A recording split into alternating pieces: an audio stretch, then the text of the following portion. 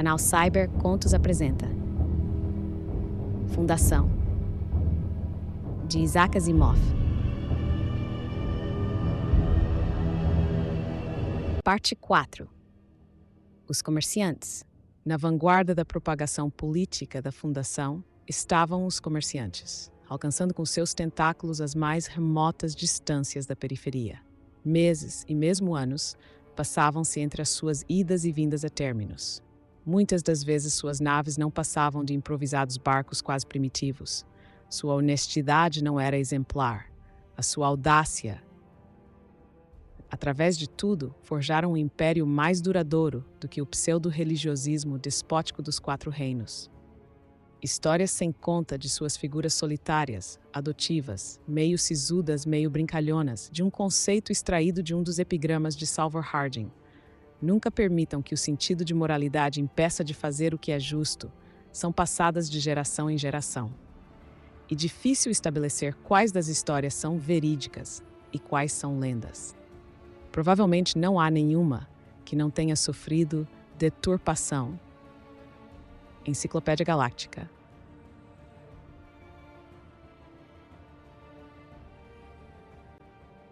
Limar Ponitz estava ensaboado quando a chamada chegou ao seu receptor. Uma situação um tanto ou quanto ridícula, mesmo no espaço da periferia galáctica. Por sorte, a parte de uma nave mercante privativa, que não é destinada à arrumação de mercadorias, é extremamente pequena, tanto que o chuveiro se encontrava a poucos centímetros do painel de controle. Ponitz ouviu claramente o ruído do receptor. A escorrer sabão e pragas, correu até o aparelho para ajustar o fone, de modo que 3 horas mais tarde uma outra nave parava ao lado da sua, e um jovem sorridente atravessava o espaço entre as duas, através do tubo de ar estendido entre as naves. Ponitz puxou sua melhor cadeira, enquanto ele próprio se sentava no banco de comando. Que andou fazendo, Gor? Você vem me perseguindo desde a fundação? Les Gor puxou um cigarro e abanou a cabeça com um ar decidido. Eu, nem por sombras. Fui o tolo que caiu na asneira de aterrar em Gliptal quarta, no dia seguinte ao da chegada do correio, de modo que me mandaram correr atrás de você, com isto. A pequena esfera brilhante mudou de mãos, e Gor a juntou. É confidencial. Super secreto. Não pode ser confiado aos transmissores e tudo mais. É o que depreendo. Pelo menos é um estojo pessoal, e ninguém além de você poderá abri-lo. Ponitz olhou o estojo com desgosto. Isso vejo eu. Até hoje ainda não ouvi falar de um único destes que trouxesse boas notícias. O estojo abriu-se na sua mão, e dele saiu uma fita transparente que se desenrolou. Os olhos correram pela mensagem, pois quando a última parte da fita se desenrolava, já a primeira amarelecia e encarquilhava. Em minuto e meio tornará-se negra, e começava já a desintegrar-se, molécula por molécula. Ó, galáxia! Les Gor interpelou-o sossegadamente.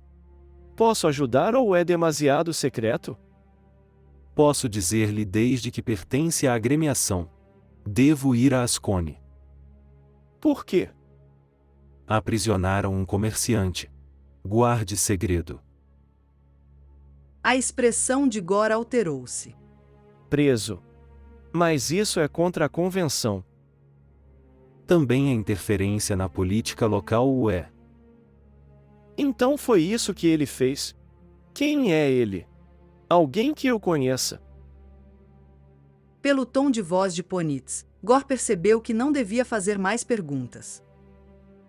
Ponitz levantou-se e olhou pensativo para fora da vigia. Murmurou coisas vagas e fortes contra a parte da galáxia que podia dali ser avistada, e por fim disse em voz alta.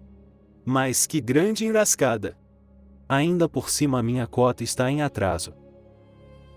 Fez-se luz no intelecto de Gor. Ei, amigo! Ascone é área interditada. É verdade. Não se pode vender nenhum canivete em Ascone. Não compram aparelhagem atômica de qualquer espécie. Atrasado como estou, não sei o que acontecerá se tiver de ir lá. Não há alguma maneira de poder livrar-se? Conheço o indivíduo em questão. Não se pode abandonar um amigo. Nada a fazer. Estou nas mãos do Espírito Galáctico, e sigo com alegria o caminho que ele me indica. Gor fez uma careta. O outro olhou e riu-se. Esqueci-me. Nunca leu o livro do Espírito, não é? Nem sequer ouvi falar nele. Teria sim, se tivesse tido preparação religiosa. Preparação religiosa? Para o sacerdócio.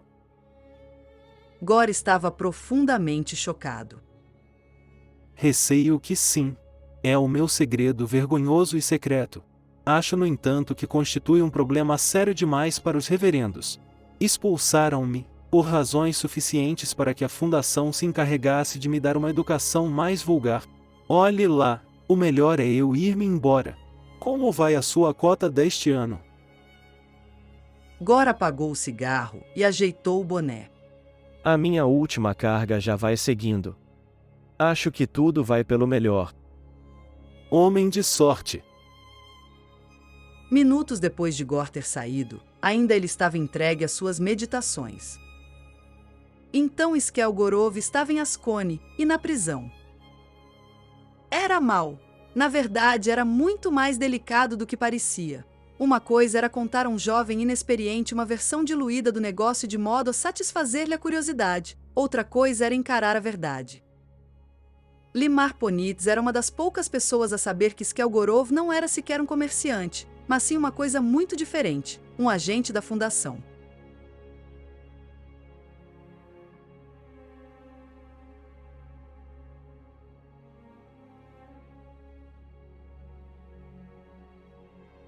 Duas semanas passadas. 2 semanas perdidas. Uma semana para chegar a Ascone, em cujos extremos limites tinham aparecido vigilantes naves de guerra vindas ao seu encontro em números cada vez maiores. Qualquer que fosse o seu sistema de detecção, trabalhava, e bem.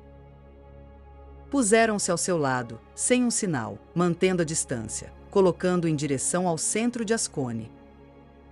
Ponitz poderia ter resolvido a situação caso tivesse desejado, pois aquelas naves nem sequer eram verdadeiras naves de guerra, mas sim naves de cruzeiro do tempo do Império, e sem armas atômicas eram impotentes. Porém, Skelgorov estava prisioneiro em suas mãos, e Gorov não era de perder. Os asconianos deviam-no saber. Depois mais outra semana, uma semana caminhando um caminho fatigante entre nuvens de oficiais subalternos que formavam a barreira entre o grão-mestre e o mundo.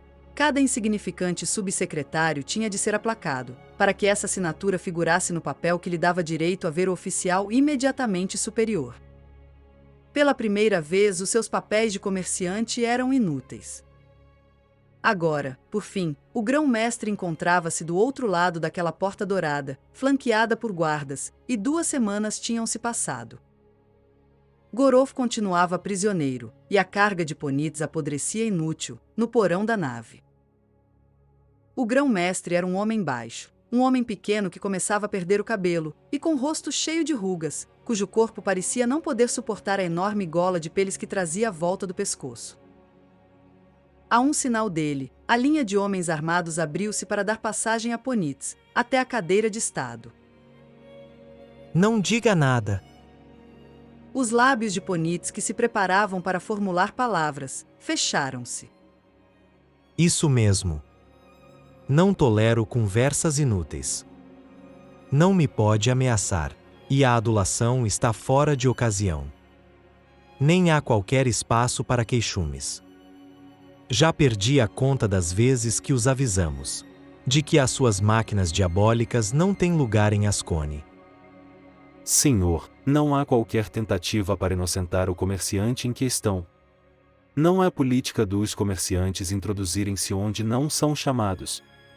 Mas a galáxia é grande, e uma fronteira foi ultrapassada sem querer. Trata-se de um engano deplorável. De certo deplorável. Mas será engano? O pessoal de Gliptal bombardeia-me com pedidos de negociações desde que este homem foi feito prisioneiro. Por eles fui informado, e por várias vezes, de sua chegada. Parece-me uma campanha de salvamento bem organizada. Parece ter sido tudo bem antecipado, em demasia, para que haja enganos, deploráveis ou não. Os olhos do asconiano estavam repletos de ironia. Continuou.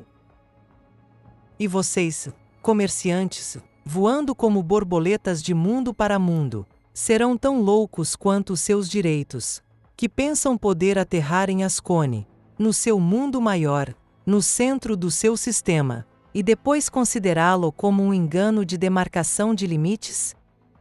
Vamos, de certo que não. Ponite sentiu-se desanimar, mas não o mostrou. Se foi feita alguma tentativa para negociar, foi contra os regulamentos mais estritos da nossa agremiação. Tão contrários que, talvez, o seu colega o pague com a vida. O comerciante sentiu convulsões no estômago. Ali parecia não haver qualquer irresolução. A morte, venerando o Senhor, é um fenômeno tão irrevogável, que para ele deve haver qualquer opção. Houve uma pausa antes de vir a resposta cautelosa. Já ouvi dizer que a fundação era rica. Rica? De certo.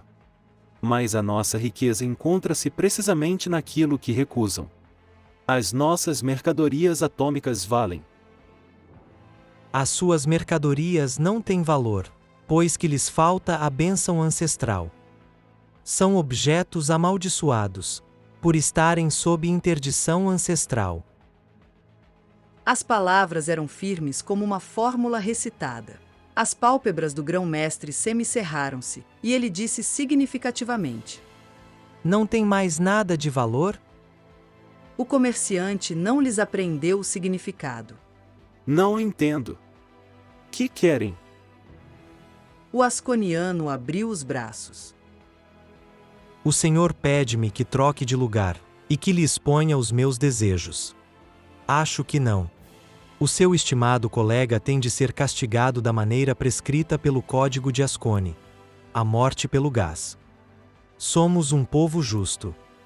O camponês mais pobre em caso semelhante não sofreria menos. Eu próprio não sofreria castigo menor. Veneradíssimo, ser-me-ia permitido falar com o prisioneiro? A lei de Ascone não permite comunicação com um homem condenado. Mentalmente, Ponites tentou pela última vez. Veneradíssimo, posso pedir-lhe ao menos que tenha piedade da alma dele? Durante todo o tempo em que sua vida esteve em perigo, esteve separado da consolação espiritual.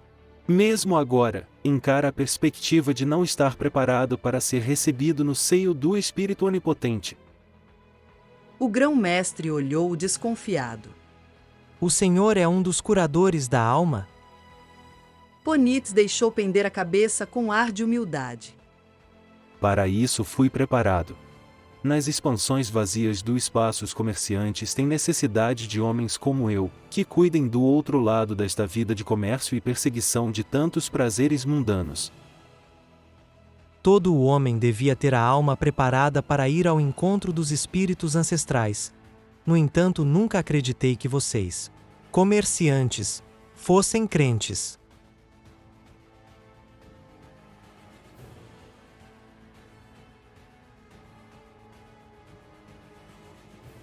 Eskelgorov mexeu-se na cama, quando Limar Ponites entrou pela porta fortemente reforçada. Quando aquela se fechou barulhentamente, Gorov acordou sobressaltado. Ponites, mandaram você. Pura coincidência, ou então trabalho do meu malévolo demônio pessoal. Primeiro, já arrumo encrencas em Ascone. Segundo, e meu roteiro de vendas leva-me à distância de 150 parsecs do sistema onde se dão os acontecimentos englobados pela primeira parte. Terceiro, já trabalhamos em conjunto e a administração sabe-o muito bem. Veja bem se não é tudo certo e bom. A resposta é mais que simples. Cuidado! Deve haver alguém à escuta. Você tem por acaso um distorcionador? Ponites apontou para o bracelete que lhe ornamentava o pulso, e Gorov descontraiu-se.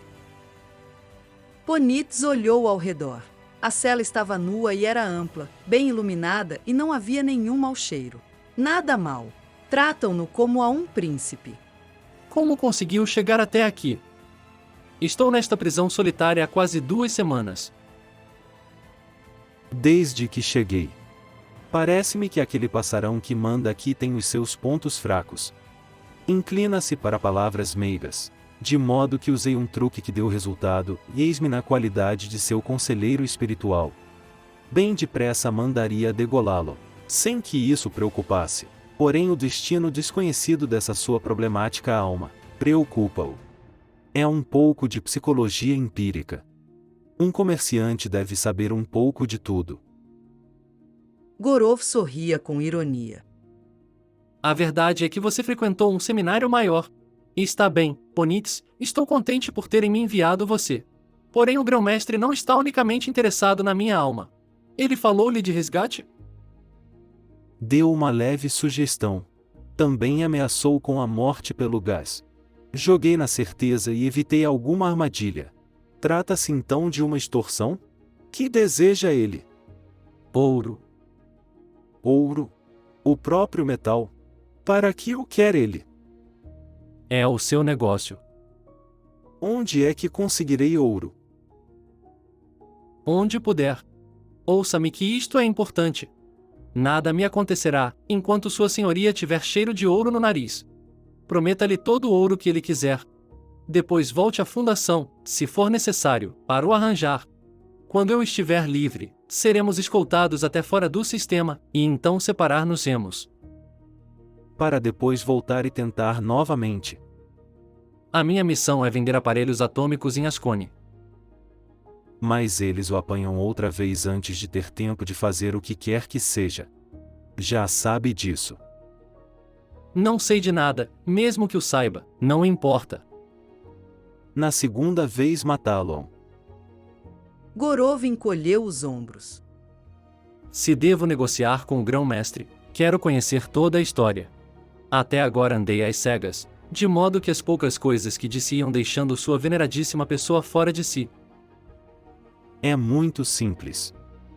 A única maneira que temos de aumentar a segurança da fundação aqui na periferia é formar um império comercial controlado pela religião. Somos ainda demasiado fracos para forçar um controle político. É tudo o que podemos fazer para assegurar os 4 reinos. Até aqui compreendo. E qualquer sistema que não aceite aparelhos atômicos não pode ser colocado sob controle religioso. E pode tornar-se um foco de independência e hostilidade. Basta de teorias. O que é que impede a venda? Religião? O grão-mestre deu a entender. É uma forma de adoração ancestral. A sua tradição fala de um passado mau do qual foram salvos por heróis anônimos e virtuosos. Compara-se ao período anárquico de há um século, quando as tropas imperiais foram expulsas, e foi estabelecido um governo independente. Todo o progresso é identificado com o regime imperial do qual se lembram com horror. Mas tem umas lindas naves que me identificaram à distância. Cheira-me ali energia atômica. Essas naves devem ser restos do Império. Provavelmente com motores atômicos. O que tem, guardam.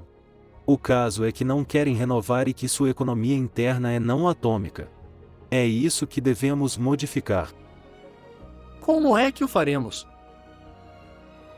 Quebrando a resistência em determinado ponto. Falando com sinceridade, se conseguirmos vender um canivete com campo magnético a um nobre, seria de seu interesse forçar leis que o autorizassem a usá-lo. Parece estúpido, contudo é psicologia pura. Realizar vendas estratégicas em pontos estratégicos seria criar uma facção pró-atômica na corte. E mandaram-no para esse fim, enquanto que eu estou aqui simplesmente para resgatá-lo e partir, ficando você entretanto tentando. Não acha que está ao contrário? De que maneira? Ouça. Você é um diplomata, não um negociante, e denominá-lo comerciante não faz com que o seja. Trata-se de um assunto para alguém que faça das vendas a sua vida, e eu aqui, com uma carga inteira apodrecendo, e com uma cota que, neste ritmo, nunca chegarei a preencher. Quer dizer que vai arriscar a sua vida numa coisa que não lhe diz respeito? Quer dizer com essa que se trata de uma questão de patriotismo. E que os comerciantes não são patrióticos. São até, notoriamente, contrários a essas coisas. Os pioneiros nunca o são. Está bem, de acordo. Não ando pelo espaço para salvar a fundação ou qualquer coisa semelhante. Procuro ganhar dinheiro, e esta é uma boa oportunidade. Se posso ajudar a fundação ao mesmo tempo, tanto melhor. E já arrisquei a minha vida por muito menos. Ponitz levantou-se e Gorov fez o mesmo. Que vai fazer? O comerciante riu-se. Gorov, por enquanto ainda não sei. Mas se o ponto crucial do assunto é efetuar uma venda, sou o homem ideal. Geralmente não sou de muita conversa, mas há uma coisa de que me orgulho e até hoje ainda não deixei de preencher a cota. A porta abriu-se quase instantaneamente, após ele ter batido, e 2 guardas puseram-se a seu lado.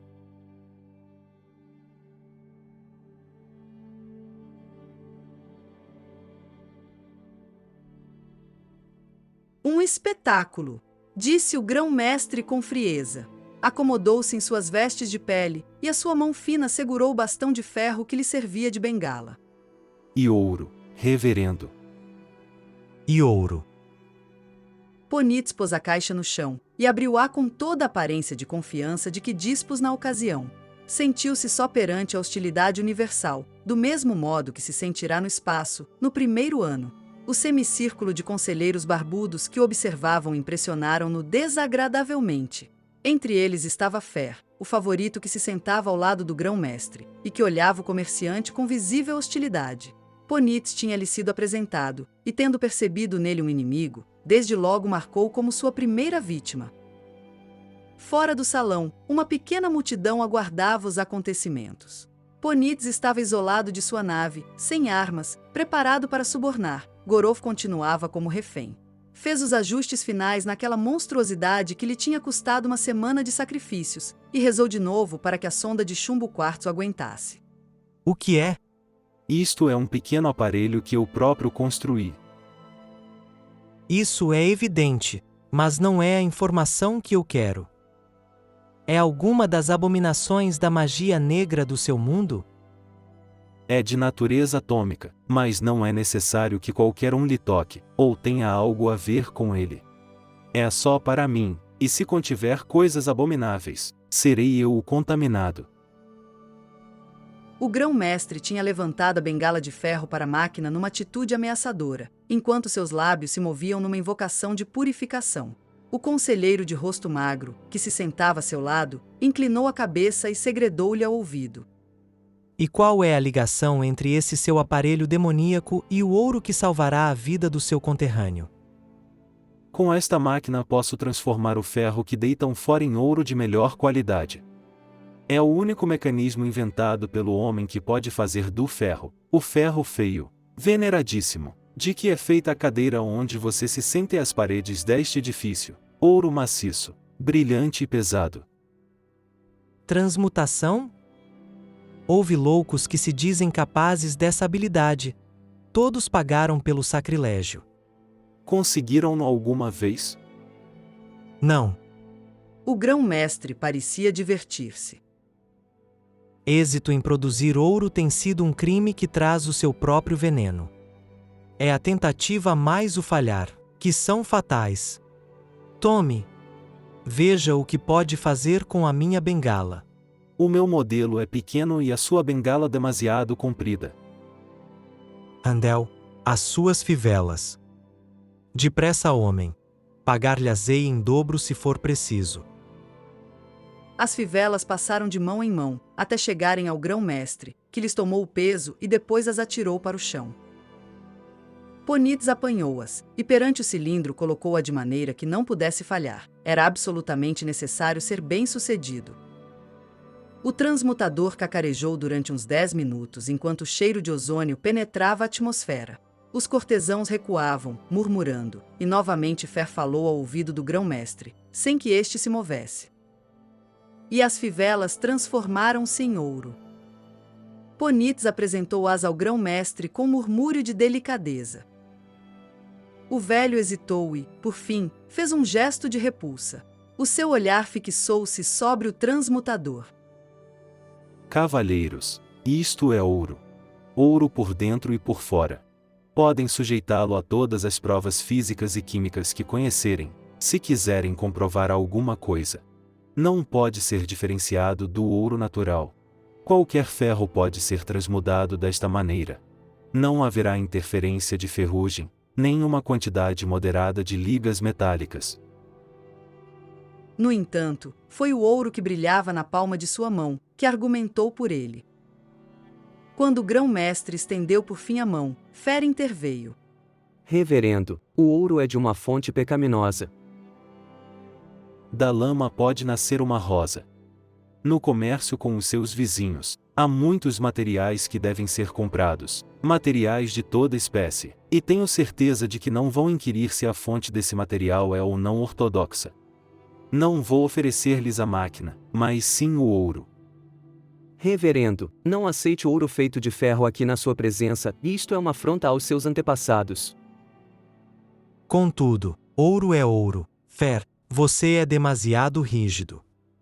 No entanto, recolheu a mão estendida. Reverendo, você é a sabedoria personificada.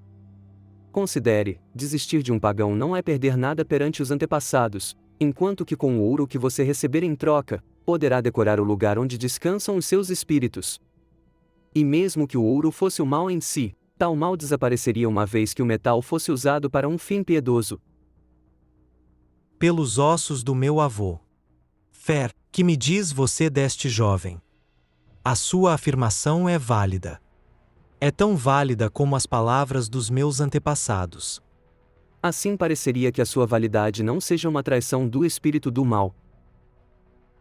Ainda faço melhor. Que o ouro seja guardado como refém. Coloquem-no sobre o altar dos seus antepassados e prendam-me durante 30 dias. Se ao fim desse tempo não houver sinal de ira, se não se der algum desastre, de certo seria prova de que a oferta foi aceita. Que mais posso oferecer-lhes? E quando o grão-mestre se ergueu procurando a desaprovação, não houve um único homem que não estivesse de acordo. Até o próprio Fer concordou. Ponit sorriu enquanto meditava quanto à utilidade de uma educação religiosa.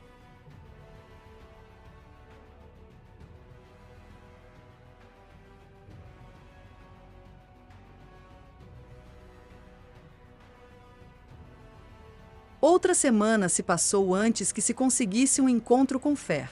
Ponit sentiu a tensão, mas não se preocupou, já estava habituado. Saíra dos limites da cidade sob guarda. Encontrava-se agora sob guarda na vila de Fer. Não havia nada a fazer senão aceitar as coisas tal como sucediam.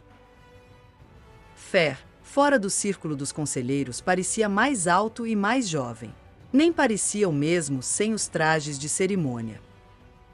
Você é um homem estranho, não fez nada nesta última semana, e em especial nestas últimas 2 horas, além de insinuar que eu necessito de ouro. Parece-me estranho o trabalho, o seu, pois quem não precisa de ouro? Por que não dá mais um passo? Não é o ouro simplesmente. Não, ouro só de nada vale. É tudo o que está por trás. O que poderá estar por detrás do ouro? Não me diga que me vai fazer outra estúpida demonstração? Estúpida? Disse Ponit com desagrado. Definitivamente. Mas a estupidez, estou certo, foi propositada. Poderia ter avisado o venerável, se tivesse tido a certeza dos motivos. Se eu fosse, você teria feito ouro a bordo de minha nave, e oferecê-lo-ia depois. O espetáculo que nos deu, e o antagonismo que daí resultou, poderiam bem ter sido dispensados. É verdade, mas desde que fui eu, arrisquei o antagonismo para poder chamar sua atenção. Só por isso? Dá para desconfiar que a proposta dos 30 dias de prova foi na esperança de modificar essa atenção para algo de mais substancial. Porém, se o ouro provar ser impuro, quando o juízo dessa pureza ou impureza depende daqueles que estão diretamente interessados. Fer parecia ao mesmo tempo surpreso e satisfeito com a resposta do outro. Um ponto sensato. Diga-me, agora, por que esse desejo de chamar a minha atenção? Assim farei. No curto espaço de tempo que tenho aqui estado, observei alguns fatos úteis, que lhe dizem respeito, mas que me interessam. Por exemplo, você é jovem, demasiado jovem para membro do conselho, e mesmo de uma família relativamente nova. Critica a minha família? De maneira alguma. Os seus antepassados são grandes e santos, todos o admitirão. Mas haverá quem diga que não é um membro de uma das 5 tribos. Fer recostou-se. Com todo respeito aos que estão envolvidos, as 5 tribos, como dizem, esgotaram suas forças e afinaram o sangue. Nem 50 membros das tribos estão vivos. Ademais, há aqueles que não desejam ver ninguém fora das tribos como o grão-mestre. E um favorito tão jovem está bem apto a criar inimizades entre os grandes do estado, segundo se diz. A idade do grão-mestre vai aumentando, e a sua proteção não ultrapassará sua morte, quando será um inimigo que interprete as palavras do seu espírito. Ouve demais para um estrangeiro. Tais orelhas deveriam ser cortadas. Pode decidir-se isso mais tarde. Deixe-me antecipar. Vai me oferecer poder e riqueza, por meio dessas malditas máquinas que traz a bordo de sua nave? Suponha que sim. Qual seria a sua objeção? Apenas pessoal quanto ao bem e mal? Fer abanou a cabeça. Ouça, meu caro estrangeiro, não é nada disso. Sua opinião sobre nós nesse seu agnosticismo pagão é o que é, contudo não sou totalmente escravo da nossa mitologia, apesar de assim parecer. Sou um homem educado e culto. Toda a profundidade dos nossos costumes religiosos, mais no sentido ritual que ético, foi elaborada para as massas. Qual é então a sua objeção? Precisamente isso, as massas. Talvez eu estivesse interessado em negociar com você, porém suas pequenas máquinas, para serem úteis, devem ser usadas. Como poderia eu adquirir riquezas, digamos, se eu tivesse de usar um barbeador elétrico no maior dos segredos? Mesmo que o meu queixo estivesse mais limpo, como é que eu seria rico? E como é que eu evitaria a câmara de gás, ou uma revolta, se fosse apanhado usando tal coisa? Claro que tem razão. A única solução seria educando seu povo no uso de materiais atômicos, para a conveniência deles, e para seu lucro substancial. Seria um trabalho de titãs, não o nego, porém o pagamento seria ainda mais titânico. Porém neste momento, a preocupação é sua e não minha, pois eu não ofereço, nem lâmina nem faca, nem triturador mecânico de lixo. O que é que oferece? Ouro puro. Pode ficar com a máquina que eu demonstrei na semana passada. O transmutador? Fer levantou-se e o seu rosto contraiu-se. Exatamente. O fornecimento de ouro será igual ao fornecimento de ferro. Imagino que isso basta para suprir todas as dificuldades. Basta mesmo para o lugar mais alto do planeta, a despeito da pouca idade dos inimigos. E é seguro. Como? O segredo é a única essência do seu uso, o mesmo segredo do qual falou em relação aos produtos atômicos. Pode enterrar o transmutador na cela mais profunda da maior fortaleza, ou na sua propriedade mais longínqua, e mesmo assim trar-lhe a fortuna instantânea. E o ouro que compre não a máquina, e o ouro não traz a marca de fabricação, pois não pode ser distinguido da criação natural. E quem operará a máquina? Você mesmo. Não precisa mais do que 5 minutos de treino. Posso montá-la quando quiser. E em troca? Ponitz tornou-se cuidadoso. Bem, o preço é elevado, porém esta é a minha vida. Digamos, por essa valiosa máquina, o equivalente a 30 centímetros cúbicos de ouro, em ferro fundido. Afianço-lhe que pode reaver o preço, em menos de 2 horas. Verdade, e dentro de 1 hora, depois de se ter ido embora, a minha máquina poderia estar reduzida a pó. Preciso de uma garantia. Tem a minha palavra. Boa garantia. Mas a sua presença seria ainda melhor. Prometo pagar-lhe uma semana depois da entrega em condições. Impossível. Impossível? Quando já incorreu na pena de morte, só pelo fato de me ter oferecido algo para a compra? A única alternativa é a minha palavra de que amanhã, à noite, caso não aceite, estará na câmara de gás. A face do comerciante mantinha-se impassível. Leva-me vantagem, e não é justo. Pelo menos poderá dar a sua palavra por escrito. E tornar-me também um cúmplice. Não, senhor. Só um de nós é que é tolo. Por fim, o comerciante disse com voz apagada: Estamos de acordo, então.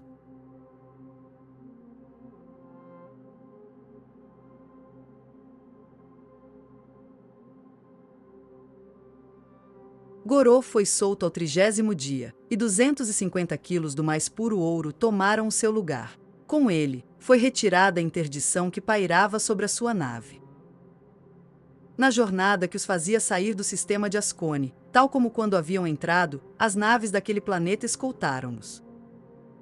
Ponitz observou o ponto que, à distância, era a nave de Gorov, enquanto a voz do amigo rompia o silêncio, pelo amplificador etérico. Mas não era isso que se pretendia, Ponix.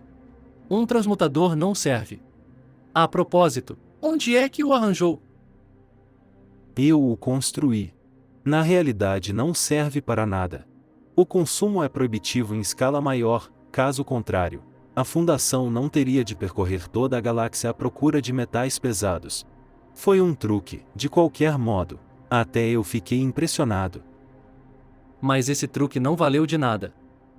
Tirou-o de enrascadas. Isso pouco importa.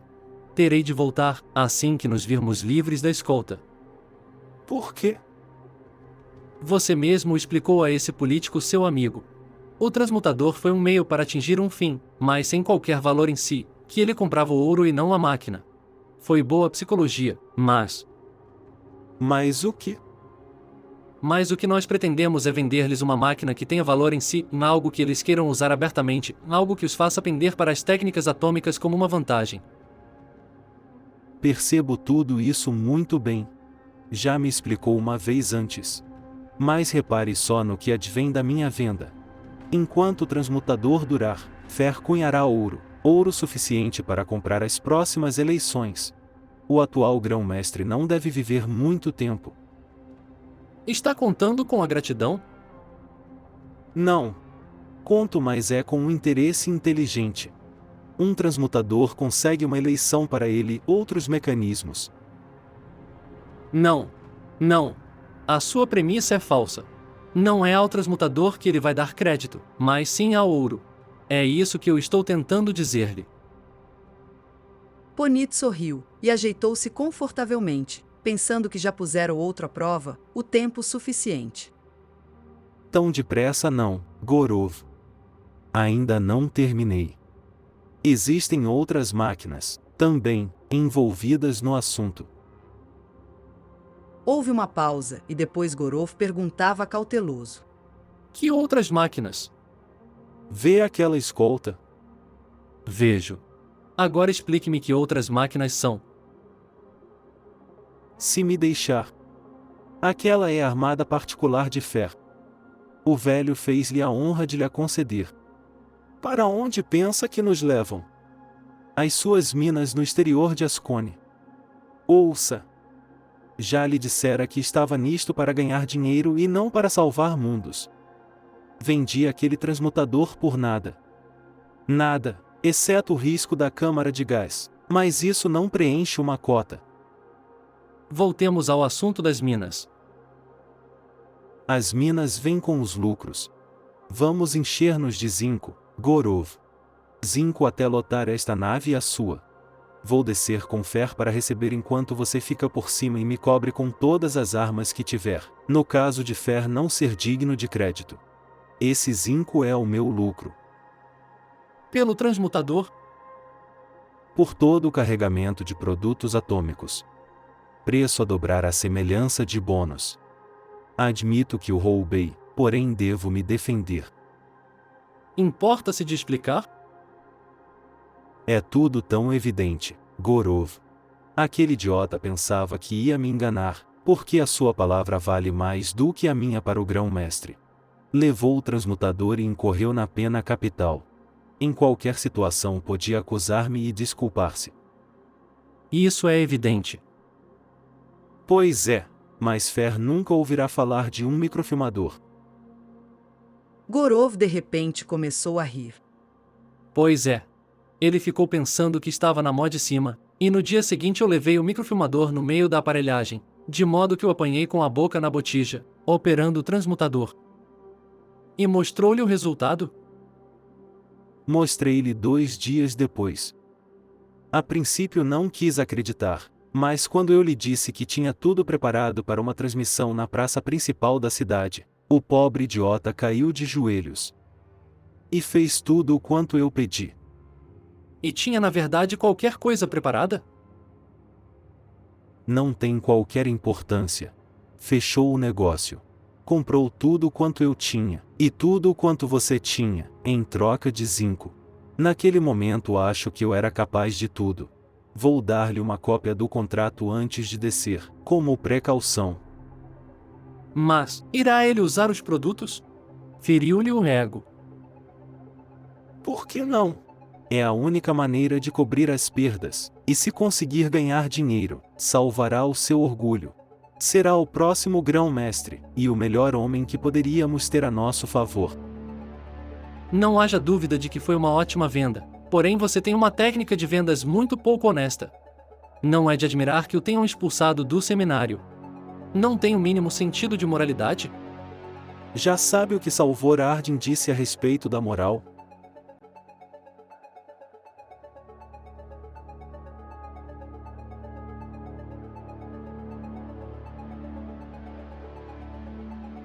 Apoie o canal Cybercontos a produzir mais audiolivros como este.